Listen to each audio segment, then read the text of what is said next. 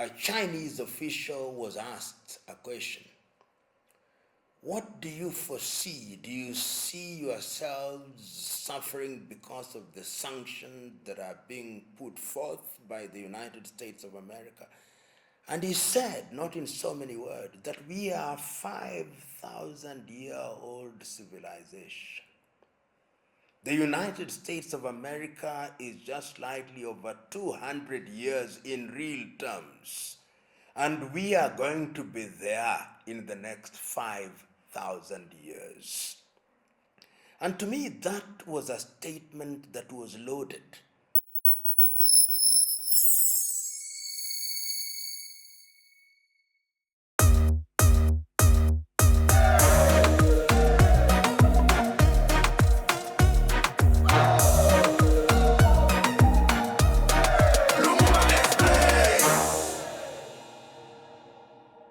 Today, the world is abuzz with the relationship between the United States of America and China.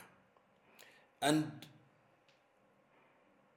recently I listened to a conversation which a Chinese official was asked a question. What do you foresee? Do you see yourselves suffering because of the sanctions that are being put forth by the United States of America? And he said, not in so many words, that we are 5,000-year-old civilization. The United States of America is just slightly over 200 years in real terms. And we are going to be there in the next 5,000 years. And to me, that was a statement that was loaded. It was reminding the United States of America that what the world needs is a relationship that is mutually beneficial.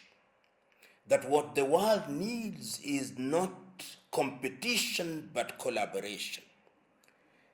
During our own lifetime, in the last 30 years, China has risen to be the second largest economy in the world. And remember that we are dealing with a country with a population of 1.4 billion, so that its own domestic market is possibly 4 times the market of the United States of America. Remember, we are dealing with a country which in the last 30 years has become the factory of the world. From toothpicks to technical equipment, that is China. Remember, we are talking about a country where the work ethic is comparable to none. So that when we are talking about the relationship between China and the United States of America, we must contextualize it.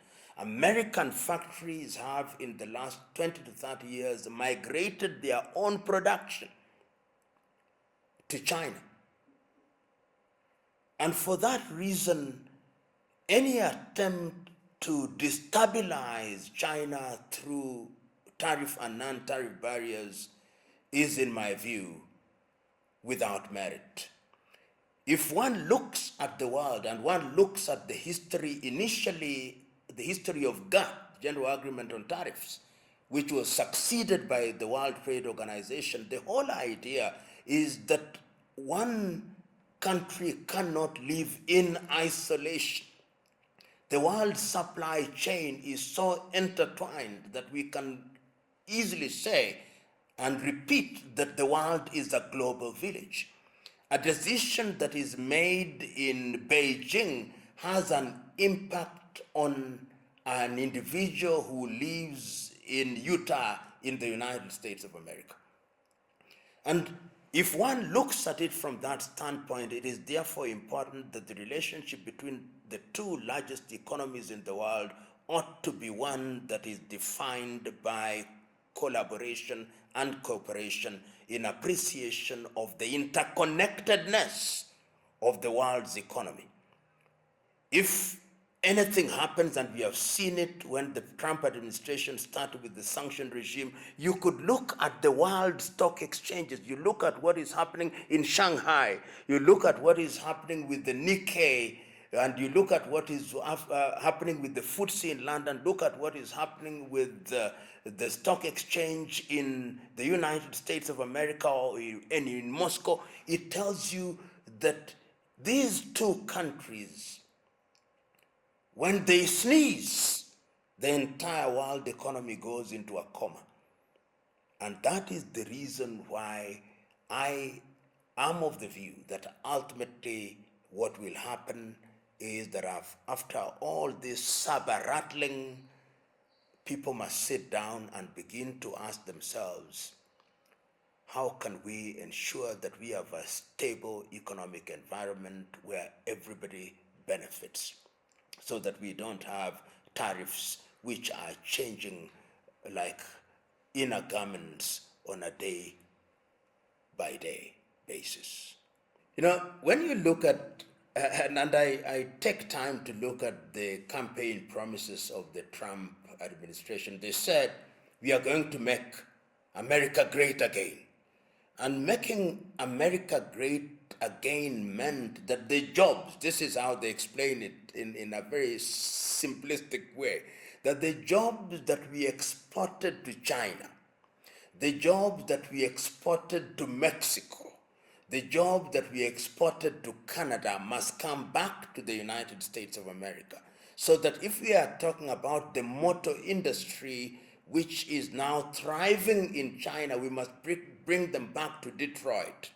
That if Apple was manufacturing their smartphones in the United States and they migrated them to China, we bring them back home.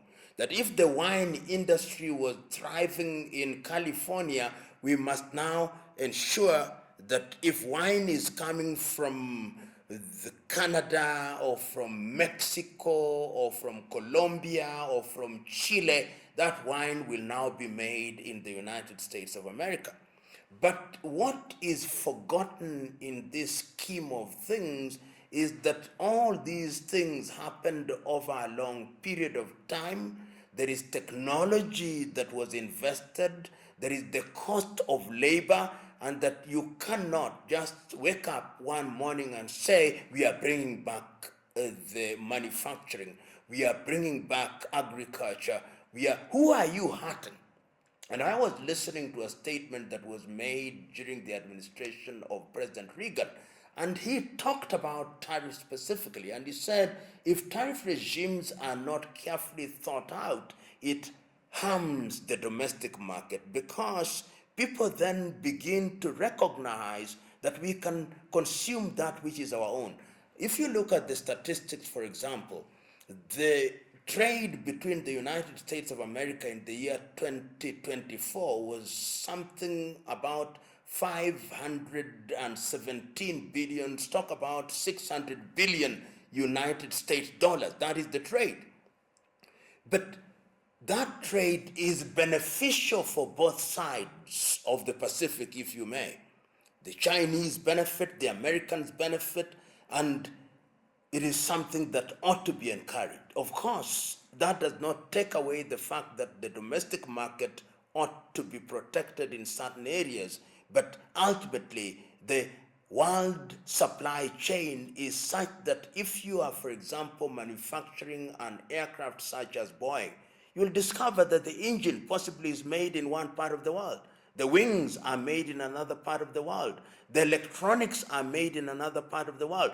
And that is the supply chain that you disrupt. And how do you deal with the tariffs? Then they are passed over to the consumer, so that the consumer is the one that bears the burden. And if you look at the numbers, you will recognize that the tariff regime, for the short period that they have been applicable in the United States of America, it has not given birth to the figures that they thought they would. So the wisdom of the occasion demands that even if countries want to impose tariffs, they ought to be negotiated, and negotiated on the basis that tariffs can only harm if they are not properly regulated, and the ultimate target is the consumer, because that consumer is the one that you want to protect in the ultimate.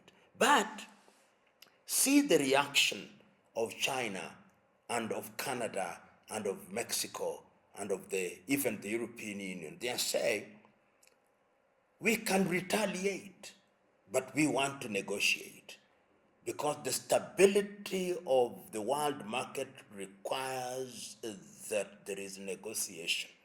And China is a market that you cannot ignore. You cannot ignore her, because it is now a sophisticated market. It's not the market that you had 30 years ago. It is up there in technology.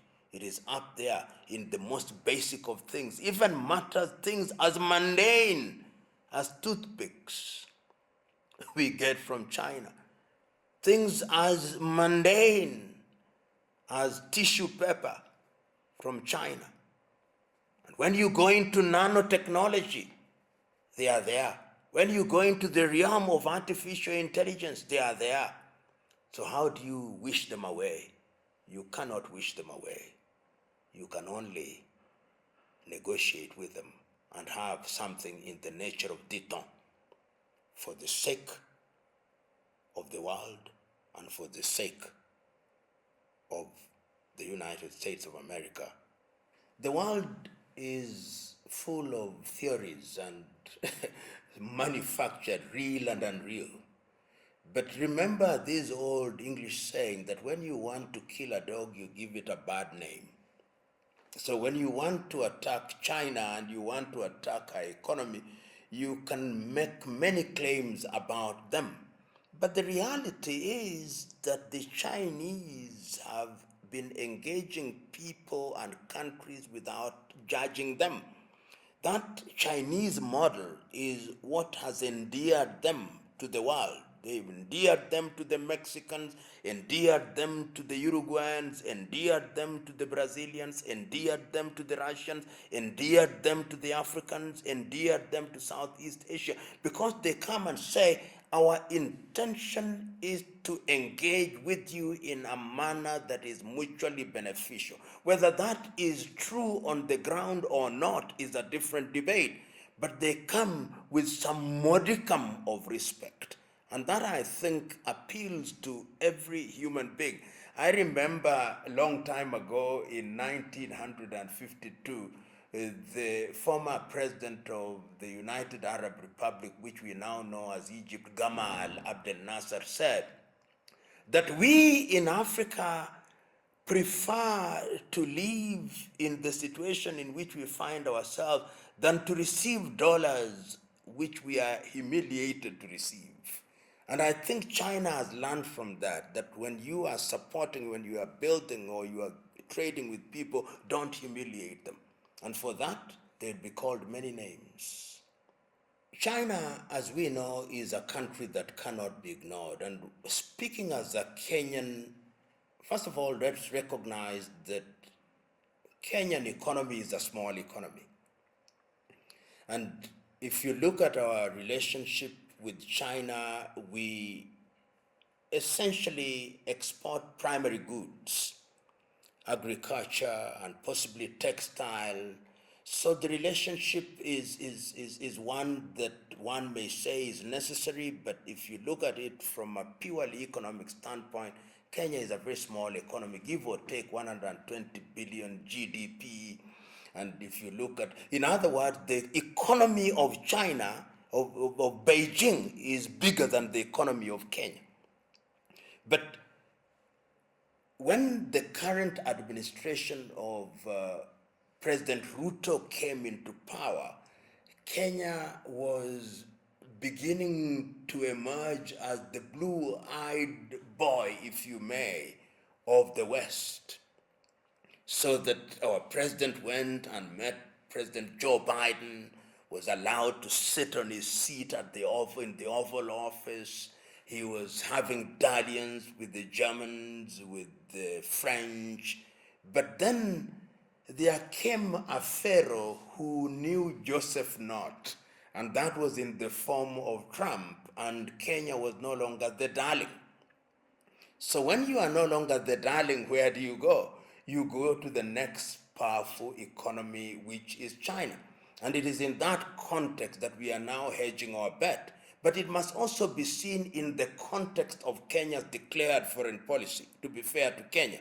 Kenya's declared foreign policy is that we are non-aligned, that whenever it is necessary, we are going to do business with the USA. Whenever it's necessary, we are going to do business with Russia. We are going to do business with India. We are going to do business with China. If you look at it from that perspective, you say that there is nothing untoward in our going to China. We are simply living up to our declared foreign policy. We can run away by making that argument and remaining open to collaboration and association with any country in the world in the spirit of non-alignment and positive neutrality.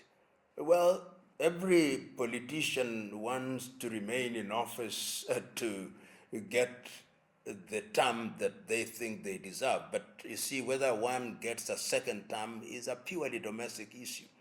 If Kenyans are unhappy with the administration, as indeed many of them are right now, then they will speak through the ballot. You may be the darling of foreigners, but the voting is a very local issue. And the people must feel that the economy is benefiting them. In other words, you can talk about the macroeconomic situation. You can talk about roads and stadia. You can talk about the economy growing by 5%, but if people can't pay their school fees, if people can't pay their medical bills, if people can't feed themselves, if young men and women do not get the opportunity to invent and to innovate, if young people cannot be accommodated after leaving school, if public universities are all insolvent, and if the economy is shrinking in real terms, then you can shout until the cows come home, but they'll tell you it is not evidenced by the reality on the ground. You know, the international relationship is not set in stone. And the reality is that big powers will have their conflicts, indeed as small powers. And it is the law of the jungle, survival of the fittest and the dying of the least suitable. But still, even when you think that there is a conflict between and amongst world powers, there'll always be the hotline. The hotline where President Xi talks to President Putin, talks to President Trump, talks to President Macron, because it is necessary. It is necessary because that is the reality. And that reality makes you do things that you may not like. Because, as they say in Kiswahili, baniani mbaya kiatu chake dawa, that the thing that you may not like, I'm transliterating, that the person that you may not like would be the person that has the cure for the disease that you have. And that is the reality in the world. So interconnected that those you think are your enemies are the ones who have the cure that you need. You know, the Chinese, the way they conduct themselves, let me say, is impressive. Impressive in the sense that they don't make too much noise. And even when you think that they are going to be moved and shaken, their reaction is calm and measured. And you only have to see how they reacted, almost toe to toe. When the Americans say it is 80, they say it is 70. When they say it's 145, they say it's 125. When they say it's 245, they say it's 155. I'm giving these figures just as an example. But they are saying we are prepared for this war. And in fact, we have been preparing for it. And whenever I've seen the Chinese Politburo meet, drawn from different parts of the world, their planning is how they are going to deal with the world for the next 100 years. In other words, They have looked at all these possibilities. They have built and constructed scenarios. So I would not be surprised that this kind of scenario is one that has been enacted and reenacted in China many times, and that they can predict what is going to give back to. That is how deep they are. That is why that Chinese was telling the American, the interviewer, we have been here for 5,000 years. Many have tried to conquer us and to dominate us, but here we are. We never go away. As to whether you will be around in 200 years is a matter of debate, he was saying, not in so many words. I think the president is irritating many, and if there was any doubt, you've seen the young people that have been demonstrating in the streets of the United States of America. At one time, I think there were demonstrations in over 1,000 cities in the United States of America. Of course, the president himself came and said that there will be some pain before gain. But people don't want to endure the pain. You said you'd make America great again. We want to see America great again.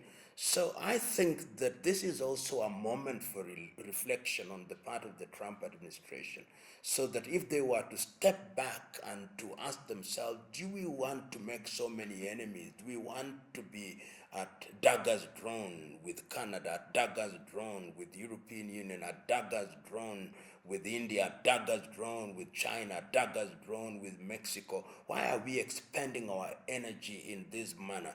Could this be negotiated behind the cameras so that what the world sees is the product of our negotiation rather than the ugly system that is being played in the open? As one said, when you eat the sausage, you don't want to see the pig from which it came from. You just want the sausage. Nowadays, you have beef sausage and chicken sausage, but you don't want to see the pig being slaughtered. You just want the sausage. A number of things. Once again, this is an issue that does not lend itself to easy answers. But remember that there is an attempt by the global south, led by China and Russia under BRICS, to recreate the international economic order. And that international economic order is saying that really we ought to relate very differently. We want to strengthen the global south. Number one, we have a bigger population. Number two, our economies are growing and our population is young. We have to de-dollarize.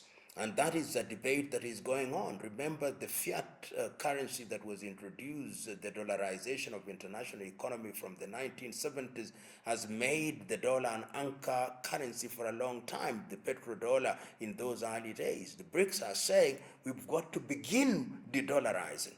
And in the next 5 years, I wouldn't be surprised if the international economic environment is no longer dollar dependent. And if that happens, the United States of America is going to have to rethink in many ways.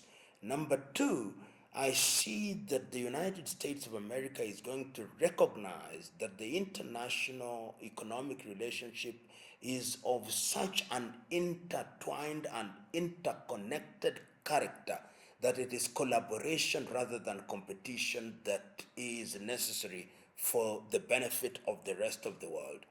Number three, even within the continent of Africa, with initiatives such as Africa Agenda 2063 and Africa Continental Free Trade Area, when Africa begins to trade within herself, to increase intra-African trade from the current 20-35% to 80%, then the African market will be so big that you don't need to export tea to the United States of America. Let us take Kenya, for example. If you look at what Kenya exported to the United States of America, it was in 2024, it was about 740 million United States dollars, million, which is about 95 billion Kenyan shilling. Those products, which are textile products, macadamia, could be sold within the continent of Africa. so that you don't have to sell them to the United States of America. One of the things that now defines trade, for example, between Africa and the United States of America is Africa Growth Opportunities Act, AGOA. And if you look at the products under AGOA, they were essentially apparels, trousers and clothes made in Lesotho, made in Kenya and in the export processing zone. But if Africa begins to trade within herself and looks to Asia and Europe as the market and Latin America, then you'll discover that the United States of America is a market that can easily be ignored. So if we realize that, and every other participant, and this was the basis on which the World Trade Organization, WTO, was brought about, that all these conflicts, whether tariff or non-tariff, are mediated in an environment that ensures that everybody benefits one way or the other. And I think that this particular situation is a storm in a cup of tea, that ultimately sobriety will come back, and when it comes back, the world economic order will be redefined, and that redefinition will see people collaborating a lot more. You can never say never. Remember that the one China policy is a policy that has been accepted by most of the world, so that most countries have their embassies in Beijing and recognize the one China policy. Remember that from the Chinese perspective, Taiwan is a renegade province, and they have said that they would love to have them come back peaceably, but if necessary, they have always left the option to reclaim it by force. So when you see the Chinese flexing the muscle, is telling the Taiwanese, if we want, we can take you.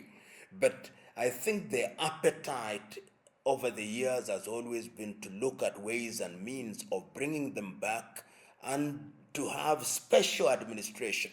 If you look at what is happening in Hong Kong or in Macau, that I think is the intention of the Chinese.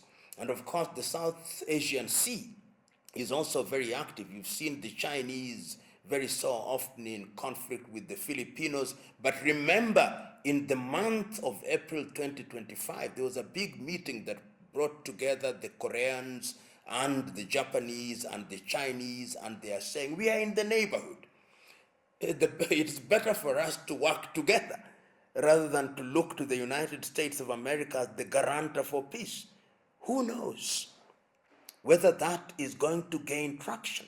Who knows whether in the next 10 years there may be an administration in Taiwan that may say, we retain our autonomy, but we go back to the mothership, which is the administration in Beijing. Never say never. But I don't think that anybody wants a murky, dirty war. But history is full of surprises. So you never say never.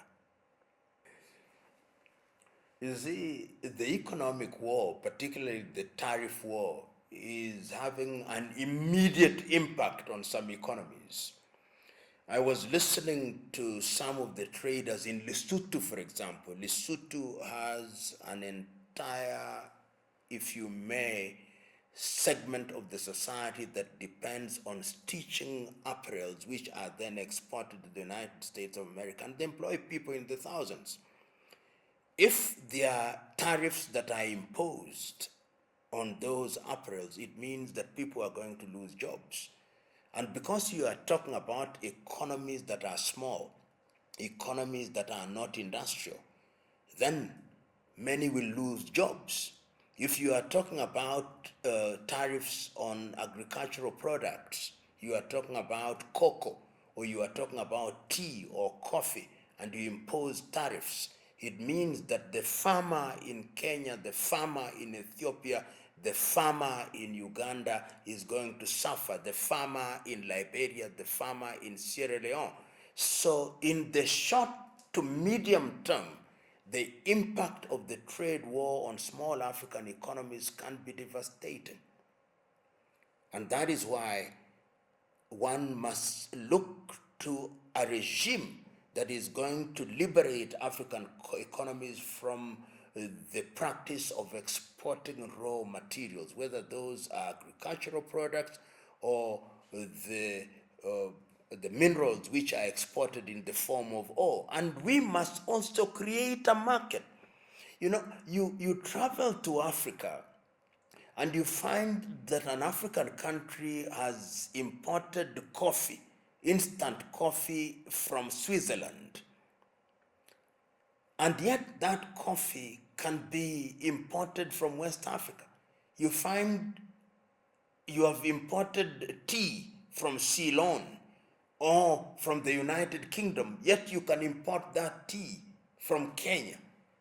You find somebody has imported maize from Brazil, yet there is maize in Tanzania.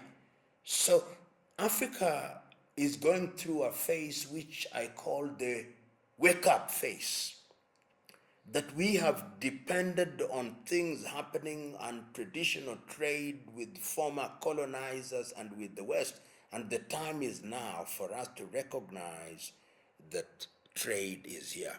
The Asians know it. If you look at intra-Asian trade is at 65%. You are in Vietnam, you are in Indonesia, you are in Cambodia, you are in Laos, you are in Pakistan, you are selling to India, you are selling to China, you are selling to Russia, you are in Kyrgyzstan, you are in Uzbekistan, you are in Armenia, you are selling within that region. And if you do that, you discover that you cover most of your problems, you make the population happy, and once the population is happy, then the administration has easy life. But if the population is hungry and desperate, then even if you have an angel for a president and a cabinet of angels, they'll be revolt.